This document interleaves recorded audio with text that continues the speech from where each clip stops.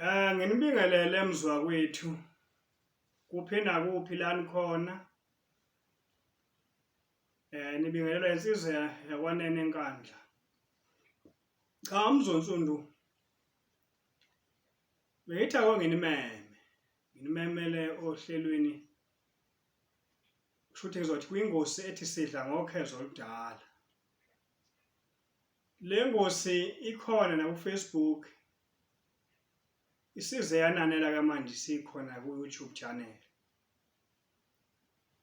Inhloso ngayo ukuyiqala kwami le ngosi ukuthi ke sikwazi ukuthi ke sixoxe ngoba kukhona ezinye izinto othi mawuzwa uthothi okunye namhla thina sikwazi ngale ndlela kanti kuqale kwangale ndlela.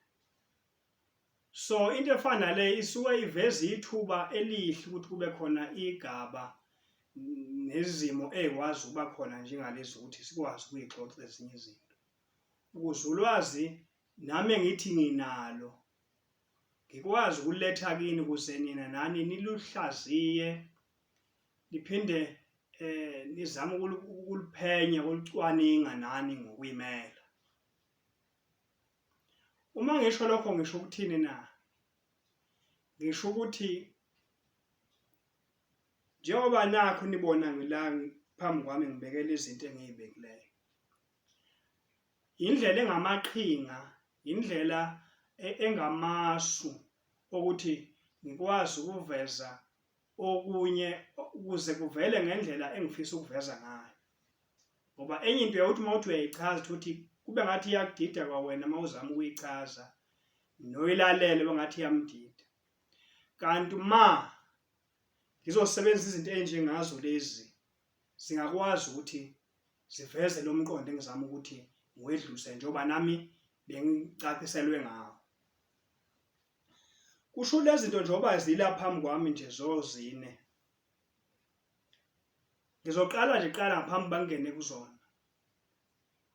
Kunenkulumo kuyavela ukuthi ukuphila kuwubuthathu.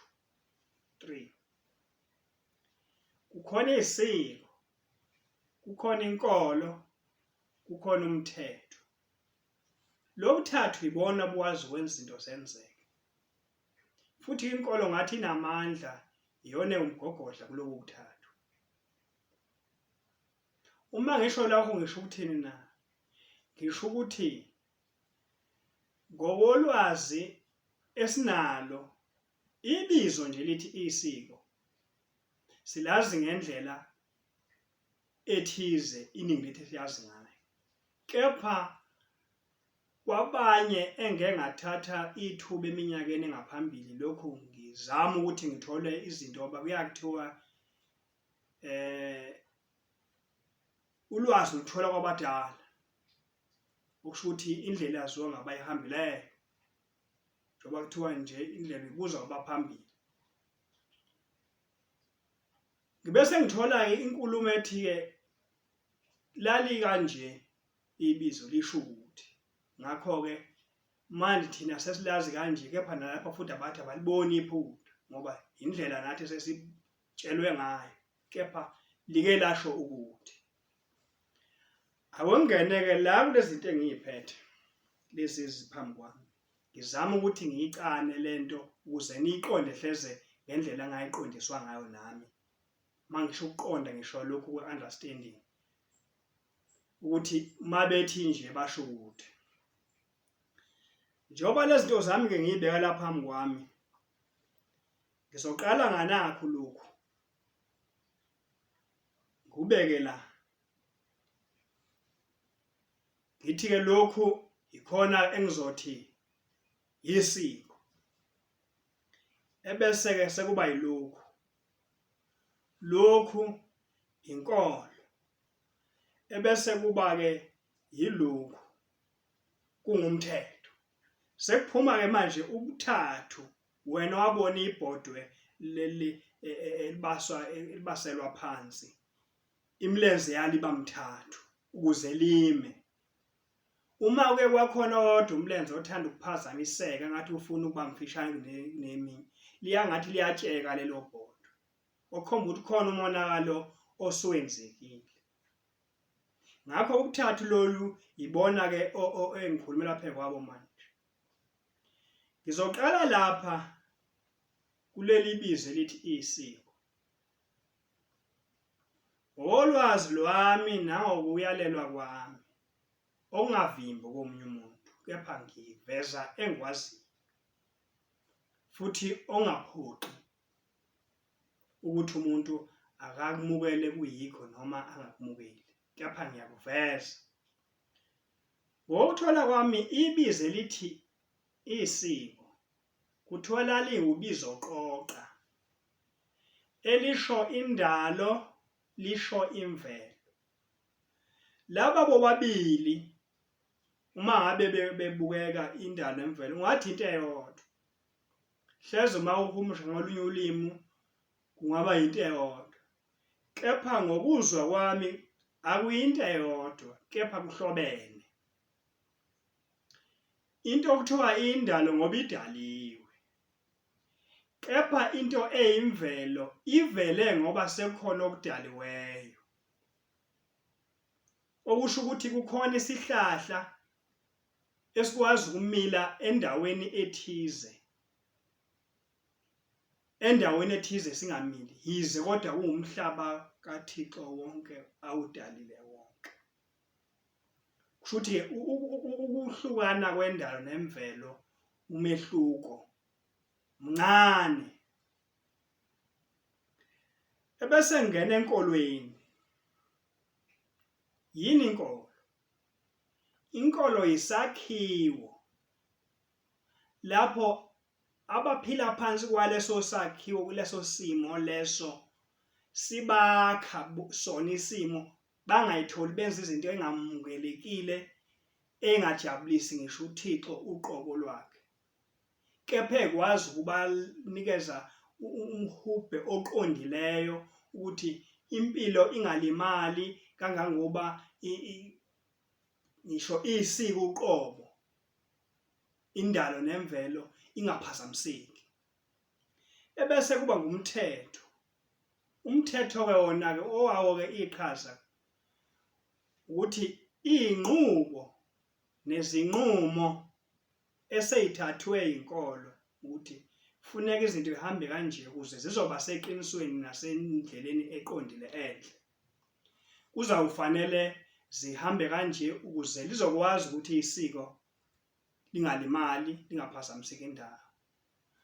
Iphinde futhi wona umthetho uthi yenzani-ke into ethize nethize ukuze izokwazi lento ukuthi yenze ubuhle bungapheli, buqhubeke buye phambili. Ubuthathu obulekelanayo lo.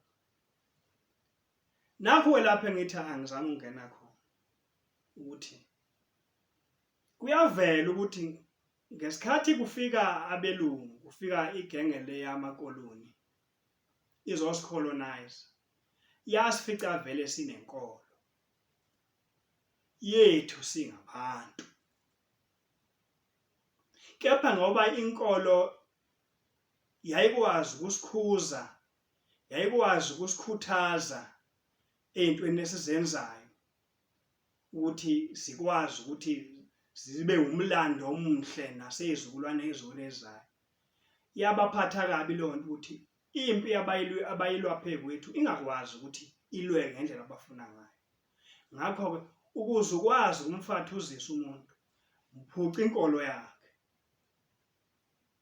bese-ke uqinisekisa ukuthi wenza ngendlela ofuna ngayo. Kuyavela ukuthi-ke le nkolo lena engeyethu thina singabantu, babe sebeyithatha bona abacindezeli bayoyilaxaza le, sebethatha eyabo beyibeka la abasuse khona lena yethu. Sekunezinye izinto-ke kule nkolo-ke esifikile eseyiphikisa izinto ebekade kuphilwa ngazo, ebezenza ukuthi impilo sithi kulisiko kungaphazamiseki, kungabi nazo iy'nkinga. Ngoba manje indlela elethwa ngayo ungathi ilethwa ngumqondo wepolitiki wokubanga izwa, hhayi yokubusa izwe, ngoba le bikhona ibilibusa izwi ibilenza likwazi ukubuseka. Le abayiletha ngengqondo ukuthi mayifikile ibange ukuze egcineni kube khona imiphumela engafani nale bikhona kulena ebekade ikhona phambili. Ngakho ke njengoba ngizama ukuthi ngubeke kanjena nje lo buthathu kwemanje ukuthi sekhona ubuthathu osebunomlenze ongene ngenhloso ethize. Uma ngabe ngisho njalo ngibhekise phi na? Ngibhekise kuthenini angeke sesikwazi ukuthi sithi zibuye emasisweni njengoba sihlale sisho. Angeke sikwazi ukuthi sithi sidla ngokhezo oludala uma kodwa sisenovalo sisenokwesaba ukumela iqiniso ukuthi la sisuka khona sisukaphi yini eke yasiphazamisa. Yikho mina ngithi ke kini obabamkhulu kunye namakhosikazi abo kuyavela ukuthi bona bathi uma sebebona ukuthi kukhona izinto engasahambi ngendlela base bethi cha asihambeni siyixoshe lapha inkolo yethu la ibekwe khona nebala bayilanda inkolo yabo base beyinqikisa eduzane kwesiko futhi bayifaka ngaphansi kompheme lokuthiwa yisiko. Futhi manje sekhona indalo imvelo ebese kuba inkolo ndawonye. Njengoba sihleli kanjena nje isiphakathi isingaphansi kwesambulela lesi esithiwa yisiko. Lapho ke isiqala lapho ke indida ebantwini. Usuthola umuntu enza into ekubeni lento iyinkolo. Kepha ngoba inkolo ayihloniphayo yile uzothi lento ayenzayo iyisiko. Futhi kumdida kufanele uma ndivele nezinkolo sezimbili manje la akuseyibi ubuthathu. Indida isiqala lapha uhleli ndawonye. Kepha laba babekubekela ukuthi kungashabalali ngoba kukhona into abangayinxunza kukho yizo kunqike lapha kucashe lapha phansi kompheme okuthiwa yisiko. Namanje ke yikho ke ngithi mina hayi asiyenzeni ibe lula lento. Asithatheni nansi lenkolo siyakhele isiza sayo ebese sakha isakhiwo esinesithunzi ebese siyithatha sesibeka kuleyo sakhiwo ihlale kahle ingaphazamiswa umuntu futhi ingaphazamisi umuntu kodwa oyidingayo aye kuye angasebenzisi inkolo ngengqondo yepolitiki ngengqondo yokuhlikiza umuntu. Ebese sithatha lena isuke kule ndawo ekuyona ibuyele endaweni yayo kuphinde kubuyele ubuthathu lobu okwakuvele vele kuyibona esiphila ngawo. Uma ke singenza kanjalo ke ngibona ukuthi kuzoyeka phambili ngoba inkolo lena iyona kahlehle ezala inhlonipho kulo buthathu. Iyona ezala inhlonipho inkolo. Ngizokwenza isibonelo nje sokuthi ukuze kuphume lokhu kudideka esiphile phansi kwakho kokuthi into noma inkolo sithi yisiko ngenxa ukuthi inkolo bekade isacushiswe ngaphansi kompheme wesiko. Ngizokhanda isibonelo. Uma igama lami nginguXolani ebese ingane yami engiyizele indodana ngithi nguXolani Junior. Sikhona yini isidingo sokuthi umakoti wengane yami umakoti wendodana yami alihloniphi igama elithi Xolani. Uzolihlonipha kanjani makuthiwa afuna lihloniphe ngoba uXolani igama lomyeni wakhe. Okusho ukuthi ngimini uqobo engisenkolweni engakuhloniphi lokhu ngoba angikholela kule nkolo ethi akuhloniphi. So ingakho ngithi ke mina ke njengoba ngikwazi ukubiza ingane yami ngoXolani ebe nami nguXolani, ingoba vele asingisiboni isidingo sokuthi kube khona isimo sokuthi hayi umakoti akakwazi ukubiza igama elithize ngokubiza ubabezala wakhe uqobo. Kepha uma ngikholwa enkolweni ethi igama kababezala kufanele alimemeze umakoti, ngeke ngiyiqambe ingane yami lelo gama ngoba ngiyenza vele indida uma ngenza njalo. Kepha ngokwenkolo yiyo engilawulileyo ukuthi ngingayiqambi ngegama elingelami, noma ngabe ngithi the 4th or the 5th, kodwa nje uma ngabe igama lami ngiqale ngalifaka kuqala phela kukhona Xolani the junior, Xolani the 1st, Xolani the 2nd, into enjalo. Yikho ngithi cha, awesibambeni lapho ekuthenini lobu buthathu uma sikhuluma kule ngosi ethi sidla Ngokhezo Oludala. Uma ngikhuluma ngegama lenkolo ngithi into ethize iyinkolo, ngicela niqonde ngikhuluma ngale. Lesisuse obabamkhulu namakhosikazi abo beyinqikise ngaphansi kompheme okuthiwa Isiko. Yiyo ke lengikhuluma ngayo eyaficwa vele ngabezizwe ikhona. Manje lebe beyibekile sesiyakhele kahle lapha, ayisenankinga ke manje. Sesothi ke masikhuluma ke ngezihloko siqhubeka siya phambili. Sesikhuluma manje uma ngithi inkolo ngizobe senesithombe ukuthi ngikhuluma ngayiphi ngale. Ngakho ke angibonge umzwa wethu, angibonge ubani nobani othe wathatha leli thuba wathulalela lenkulumo. Ngithemba ukuthi ngizamile ukuthi ngiveze le nkulumo engiveza ukuthi njengoba kuthathwa nje kuyifoundation, hayi ngoba kumlabalaba kuyadlala. Ifoundation ukuthi sesizoxoxa manje seninomkhanya ukuthi kuyiwapi inkulumo eqondephi. Ngiyabonga.